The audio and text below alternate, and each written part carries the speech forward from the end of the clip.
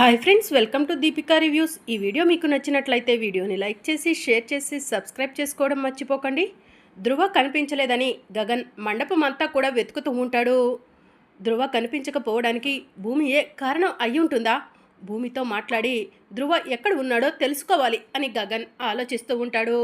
ఇక తార ఏడ్చుకుంటూ గగన్ దగ్గరకు వచ్చి, గగన్ గారు, మా అన్నయ్య ఎక్కడున్నాడో చూసారా? కనిపించాడా మా అన్నయ్య మీకు అని చెప్పి అడుగుతూ ఉంటుంది. కనిపించలేదు అని గగన్ చెప్తూ ఉంటాడు. మా అన్నయ్యను ఖచ్చితంగా ఆ భూమియే కిడ్నాప్ చేసి ఉంటుంది. మా అన్నయ్యకు పెళ్లికి మించిన పని ఏమీ లేదు గగన్ గారు. ఈ పెళ్లి ఆపటం కోసం భూమి మా అన్నయ్యను కిడ్నాప్ చేసి ఉంటుంది అని తార చెప్తూ ఉంటుంది. ఇక దాంతో గగన్ పలమనేరు పిన్ని గెటప్లో ఉన్న భూమి దగ్గరకు వెళ్ళి, భూమి, ధృవ కిడ్నాప్ అవ్వటానికి నువ్వే కారణమా అని అడుగుతూ ఉంటాడు. ఇక దాంతో భూమి షాకింగ్గా గగన్ వైపు చూస్తూ ఉంటుంది. ఇక తార గగన్ దగ్గరకు వెళ్ళి, ఏంటి గగన్ గారు, ఈవిడ మీ బంధువు పలమనేరి పిన్ని గారు కాదా అని అడుగుతూ ఉంటుంది. ఇక గగన్ ఏం మాట్లాడ్డు. ఏయ్, నువ్వు భూమివా లేదంటే పలమనేరు పిన్నివా అని చెప్పి తార అడుగుతూ ఉంటుంది. నేను భూమినే అని పలమనేరు పిన్ని గెటప్లో ఉన్న భూమి తన గెటప్ని చేంజ్ చేస్తుంది. దాంతో తార భూమిని చూసి షాక్ అవుతుంది. నీకు ఎంత ధైర్యం ఉంటే మండపంలోకి వస్తావు అని తార భూమిని కొట్టడానికి చెయ్యెత్తుతుంది. అప్పుడు గగన్ తార చేతిని గట్టిగా పట్టుకొని, ఇప్పుడు భూమిని కొట్టడం ఈ సమస్యకు పరిష్కారం కాదు తార. భూమి, స్ట్రైట్గా అడుగుతున్నాను, ధృవ కనిపించకుండా పోవడానికి నువ్వే కారణమా అని గగన్ అడుగుతూ ఉంటాడు.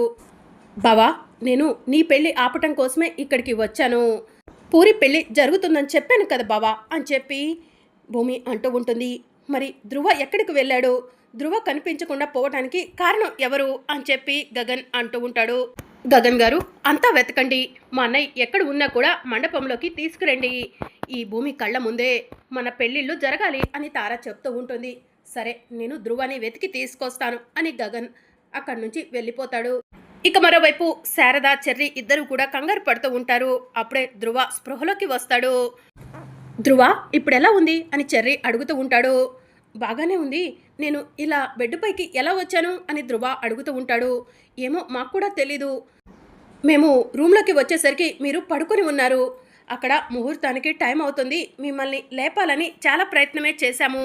ఇప్పటికి మీరు స్పృహలోకి వచ్చారు, పదండి మండపం దగ్గరికి వెళ్దాం అని చెర్రి ధృవాని తీసుకొని మండపం దగ్గరకు వస్తాడు. ధృవాని చూసి అందరూ కూడా షాక్ అవుతారు. అన్నయ్య, ఇప్పటి వరకు కనపడకుండా పోయావు, ఇప్పుడెక్కడి నుంచి వచ్చావు అని తార అడుగుతూ ఉంటుంది. ఏమోనమ్మా, సడన్గా ఏమైందో తెలీదు, నేను బెడ్పై పడుకొని ఉన్నాను. నన్ను లేపటానికి పూరి వాళ్ళ అమ్మగారు, చెర్రి ఇద్దరు కూడా చాలానే కష్టపడ్డారంట అని చెప్పి ధృవ చెప్తూ ఉంటాడు. అన్నయ్య, నువ్వు ఏమైపోయావోనని చాలా కంగారు పడ్డాము, నిన్ను వెతుక్కుంటూ గగన్ గారు వెళ్ళారు, వెంటనే గగన్ గారికి ఫోన్ చేయన్నయ్య అని చెప్పి తార చెప్తూ ఉంటుంది. ఇక ధృవ గగన్కి ఫోన్ చేస్తూ ఉంటాడు. నాట్ రీచబుల్ అని చెప్తూ ఉంటుంది. ఇక గగన్ కార్లో డ్రైవ్ చేస్తూ ధృవ కోసం వెతుకుతూ ఉంటాడు. ఇక అదే సమయానికి పంతులు గారు, అమ్మ, ముహూర్తానికి టైం దాటిపోతుంది, వచ్చి పీటల మీద కూర్చోండి, లేదంటే ఇంకా ఈ మధ్యలో ముహూర్తాలే లేవు అని చెప్పి చెప్తూ ఉంటారు. అయ్యో గగన్ గారు, అన్నయ్యను వెతుక్కుంటూ ఎక్కడికి వెళ్ళారో ఏంటో, గగన్ గారి ఫోన్ కూడా కలవట్లేదు, పంతులు గారేమో ముహూర్తానికి టైం అయింది అంటున్నారు, ఇప్పుడు ఏం చేయాలరా దేవుడా అని తార మనసులో అనుకుంటూ ఉంటుంది. అమ్మా, మీకే చెప్తుంది, ముహూర్తానికి టైం అయిపోతుంది అని చెప్పి పంతులు గారు చెప్తూ ఉంటారు. అమ్మ తార, గగన్ ఎక్కడ ఉన్నా కూడా తాళి కట్టే సమయానికి వస్తాడు. ఇప్పుడు ధృవ, పూరి ఉన్నారు కాబట్టి వాళ్ళిద్దరినీ పీటల మీద కూర్చోమని చెప్పమ్మా అని చెప్పి శారద చెప్తూ ఉంటుంది.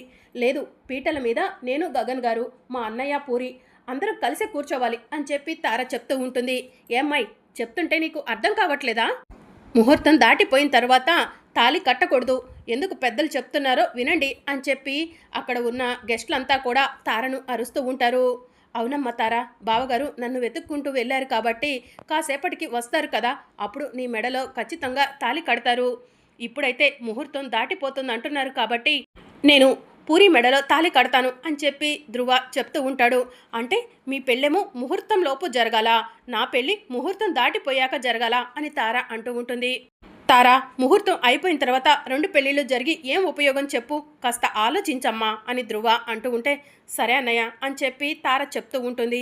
ఇక తార మాత్రం గగన్కి ఫోన్ ట్రై చేస్తూనే ఉంటుంది. గగన్ ఫోన్ నాట్ రీచబుల్ అని చెప్తూ ఉంటుంది. అయ్యో గగన్ గారు ఎక్కడున్నారు అని చెప్పి తార మనసులో అనుకుంటూ ఉంటుంది. ఇక పంతులు గారు ధ్రువకి తాళిని ఇచ్చి అమ్మాయి మెడలో తాళి కట్టు బాబు అని చెప్పి చెప్తూ ఉంటారు. ఇక ధ్రువ తాళి తీసుకొని పూరి మెడలో తాళి కడుతూ ఉంటాడు. అందరూ కూడా ధ్రువ పూరీలను ఆశీర్వదిస్తూ ఉంటారు. దండలు కూడా మార్చుకోండి అని పంతులు గారు చెప్పడంతో ధ్రువ పూరి ఇద్దరూ కూడా దండలు మార్చుకుంటారు. ఇక తార మాత్రం గగన్ కోసం ఎదురు చూస్తూ ఉంటుంది. అన్నయ్య ఎక్కడ ఉన్నాడో ఏంటో అని పూరి బాధపడుతూ ఉంటుంది. ఇక అప్పుడే గగన్ మండపంలోకి వస్తూ ఉంటాడు. గగన్ గారు ఏమైపోయారు, మీకోసం ఎంతసేపటి నుంచి ఎదురు చూస్తున్నామో. పూరి మెడలో మా అన్నయ్య తాళి కట్టేశాడు కూడా. ఇక మీరు కూడా వస్తే మన ఇద్దరి పెళ్ళి కూడా అయిపోతుంది. రండి గగన్ గారు అని తార గగన్ చెయ్యి పట్టుకొని మండపంలోకి లాక్కొని వెళ్తుంది. పంతులు గారు తాళిని గగన్ గారికి ఇవ్వండి, తాళి కడతారు అని తార చెప్తూ ఉంటుంది. అమ్మ ఇప్పుడే ముహూర్తం దాటిపోయింది అని పంతులు గారు చెప్తూ ఉంటారు. పంతులు గారు ముహూర్తం దాటిపోయినా ఏం కాదులేండి, మీరు మా గగన్ గారికి తాళి ఇవ్వండి అని చెప్పి తార చెప్తూ ఉంటుంది. సరే నాయన, ఇదిగో తాళి తీసుకొని ఆ అమ్మాయి మెడలో కట్టు అని పంతులు గారు చెప్తూ ఉంటారు.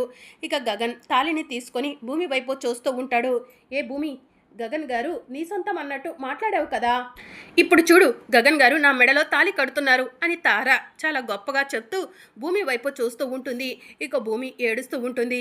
బావా కట్టొద్దు, బావా కట్టొద్దు అని భూమి తనలో తానే అనుకుంటూ ఉంటుంది. ఇక మరోవైపు గగన్ తార మెడలో తాళి కట్టబోతూ ఉండగా మిస్టర్ గగన్ అని గట్టిగా పిలుస్తారు. దాంతో గగన్ వెనక్కి తిరిగి చూస్తాడు. ఎదురుగా ఎస్పీ సూర్య ఉంటాడు. సూర్యను చూసి గగన్ ఏంటి ఇలా వచ్చారు అని చెప్పి అడుగుతూ ఉంటాడు. You are under arrest Gagan అని చెప్పి ఎస్పీ సూర్య చెప్తూ ఉంటాడు. నన్ను అరెస్ట్ చేయడానికి వచ్చారా, నేనేం తప్పు చేశాను అని గగన్ అడుగుతూ ఉంటాడు. మీ నాన్న కృష్ణప్రసాద్ చావు బతుకుల మధ్య హాస్పిటల్లో అడ్మిట్ అయ్యారు. మీ నాన్నను చంపాలని చూసింది నువ్వేనని నీ పైన కేసు ఫైల్ అయింది అని ఎస్పీ సూర్య చెప్తూ ఉంటాడు. కానిస్టేబుల్స్ వెళ్ళి ఆ గగన్ని అరెస్ట్ చేసి తీసుకురండి అని చెప్పి సూర్య చెప్తూ ఉంటాడు. ఇక తార షాకింగ్గా గగన్ వైపు చూస్తూ ఉంటుంది. మా అన్నయ్య ఆయన్ను చంపాలని చూడటం ఏంటి అని పూరి అడుగుతూ ఉంటుంది. ఇప్పటి వరకు మీ అన్నయ్య మండపంలోనే ఉన్నాడా అని సూర్య అడుగుతూ ఉంటాడు. లేదు బయటికి వెళ్ళారు అని పూరి చెప్తూ ఉంటుంది. బయటికి వెళ్ళిన టైంలోనే కృష్ణప్రసాద్ని లారీతో గుద్దించి చంపే ప్రయత్నం చేశాడు అని ఎస్పీ సూర్య చెప్తూ ఉంటాడు. మీరు పొరపాటు పడుతున్నారు. గగన్ గారు మా అన్నయ్యను వెతుక్కుంటూ వెళ్ళారు, అంతేకాని కృష్ణప్రసాద్ గారిని చంపాలని కాదు అని చెప్పి తార చెప్తూ ఉంటుంది. ఇవన్నీ కూడా మేము అరెస్ట్ చేసి ఇన్వెస్టిగేషన్లో తెలుస్తాము. మీరు ఏం చెప్పినా కూడా మేము నమ్మము, మా డ్యూటీ మమ్మల్ని చేసుకొనివ్వండి అని ఎస్పీ సూర్య చెప్తూ ఉంటాడు. గగన్ గారు అలా వెళ్ళిపోతున్నారేంటి, మీరు నా మెడలో తాళి కట్టకుండా అని తార అంటూ ఉంటుంది. అన్నయ్య నువ్వైనా చెప్పన్నయ్య గగన్ గారికి అని తార ఏడుస్తూ ఉంటుంది. అమ్మ తార ఆగమ్మా, ఇప్పుడు పోలీసులు అరెస్ట్ చేసి తీసుకెళ్తుంటే నీ మెడలో గగన్ ఎలా తాళి కడతాడు అని చెప్పి ధ్రువ అంటూ ఉంటాడు. మా బావను అరెస్ట్ చేయకండి ప్లీజ్, మా బావ మా మామయ్యను చంపటం ఏంటి అని భూమి పోలీసుల వెనుక వెళ్తూ ఉంటుంది. భూమి గారు ప్లీజ్ మా డ్యూటీ మమ్మల్ని చేసుకొనివ్వండి అని ఎస్పీ సూర్య చెప్తూ ఉంటాడు. బావా నువ్వు తప్పు చేయడం ఏంటి బావా, నువ్వు ఏ తప్పు చేయలేదు, నేను నిన్ను బయటికి తీసుకొస్తాను బావా, నువ్వు కంగారు పడకు బావా అని భూమి గగన్కి ధైర్యం చెప్తూ ఉంటుంది. గగన్ ఏంట్రా ఇదంతా అని శారద ఏడుస్తూ ఉంటుంది. ఇక పోలీసు వాళ్ళు గగన్ని అరెస్ట్ చేసి తీసుకెళ్ళిపోతారు. శారద కుప్పకూలి ఏడుస్తూ ఉంటుంది. ఇక శారదను చూసి పూరి అమ్మ ఏడవకమ్మా, అన్నయ్యకు ఏం కాదమ్మా, అన్నయ్య ఆయన చంపటం ఏంటమ్మా అని చెప్పి శారదకు ధైర్యం చెప్తూ ఉంటుంది. ఇక మరోవైపు ఎస్పీ సూర్య గగన్ని తీసుకొని పోలీస్ స్టేషన్కు వెళ్తారు. వీడిని తీసుకెళ్ళి సెల్లో వేయండి అని చెప్పి సూర్య చెప్తూ ఉంటాడు. ఇక గగన్ని కానిస్టేబుల్స్ తీసుకెళ్ళి సెల్లో వేస్తారు. ఇక గగన్ బాధపడుతూ ఉంటే ఏంటి గగన్ బాధపడుతున్నావా అని మాట వెనుక నుంచి వినిపిస్తూ ఉంటుంది. ఇది అపూర్వ గొంతులా ఉందే అని గగన్ మనసులో అనుకొని వెనక్కి తిరిగి చూసేసరికి ఎదురుగా అపూర్వ ఉంటుంది. ఏంటి గగన్ నన్ను చూసి షాక్ అయ్యావా, నువ్వు ఇద్దరం ఒకే సెల్లో ఉన్నామేంటా అనుకుంటున్నావా, నువ్వు అరెస్ట్ అవ్వడానికి కారణమే నేను అని అపూర్వ అంటుంది. అపూర్వ అని గగన్ అంటూ ఉంటాడు. అవును నన్ను జైలుకు పంపించి ఆ భూమి నువ్వు ఎంచక్కా సంతోషంగా ఉందామనుకున్నారా? మీ సంతోషం ఎన్నో రోజులు ఉండనివ్వను గగన్. నువ్వు అరెస్ట్ అవ్వటం, ఆ కృష్ణప్రసాద్కి యాక్సిడెంట్ అవ్వటం అంతా కూడా నా స్కెచ్చే అని అపూర్వ చెప్తూ ఉంటుంది. అపూర్వ, ఇదంతా చేసింది నువ్వా అని గగన్ అపూర్వ గొంతు పట్టుకుంటాడు. ఎస్పీ గారు, నన్ను కాపాడండి, ఈ గగన్ నన్ను చంపాలని చూస్తున్నాడు అని చెప్పి అపూర్వ గట్టిగా అరుస్తూ ఉంటుంది. దాంతో కానిస్టేబుల్స్ లోపలికి వచ్చి, ఏ మిస్టర్, ఏం చేస్తున్నావు నువ్వు అని గగన్నే అంటూ ఉంటారు. ఇక అప్పుడు ఎస్పీ సూర్య కూడా గగన్ దగ్గరకు వచ్చి, గగన్, నువ్వు కస్టడీలో ఉన్న ముద్దాయిని చంపాలని చూసావని నీ పైన మరో కేసు ఫైల్ చేయాల్సి ఉంటుంది, బుద్ధిగా ఉండు అని చెప్పి సూర్య గగన్కి వార్నింగ్ ఇచ్చి వెళ్ళిపోబోతూ ఉండగా అపూర్వ ఎస్పీ సూర్య దగ్గర నుంచి గన్ను లాక్కొని గగన్కి గన్ను గురిపెడుతుంది. రే గగన్, నా గొంతే పట్టుకుంటావా? నేను ఏం చేసినా కూడా అడ్డు చెప్పేవాళ్ళు లేరురా, ఈ ఎస్పీ సూర్య నా మనిషిరా అని చెప్పి అపూర్వ అంటూ ఉంటుంది. అపూర్వ, నీ పాపం పండింది, అందుకే నువ్వు జైల్లో కూర్చున్నావు. మహారాణిలా ఉండాల్సిన నువ్వు ఇలా జైల్లో కూర్చున్నావంటేనే నీకు అర్థం కావట్లేదా అని గగన్ అంటూ ఉంటాడు. నేను జైల్లో కూర్చుంటే ఏమైందిరా, చేయాల్సినవన్నీ చేస్తూనే ఉన్నాను కదా. ఆ కృష్ణప్రసాద్ చావు బతుకుల మధ్య ఉన్నాడు. ఆ రోజు వాడిని మీ నుంచి దూరం చేసింది కూడా నేనేరా. ఆ రోజు మిమ్మల్ని నడి రోడ్డు మీద నిల్చోబెట్టింది కూడా నేనేరా. అన్నీ కూడా నిజాలు చెప్తున్నాను, ఏం చేస్తావురా? నన్ను నువ్వు ఏమీ చేయలేవురా అని అపూర్వ గగన్కి గన్ను గురిపెట్టి అడుగుతూ ఉంటుంది. మరి అప్కమింగ్ ఎపిసోడ్లో ఏం జరగనుందో తెలుసుకోవాలనుకుంటున్నారా? అయితే ఛానల్ను సబ్స్క్రైబ్ చేసుకొని సపోర్ట్ చేయడం మర్చిపోకండి. Thank you for watching.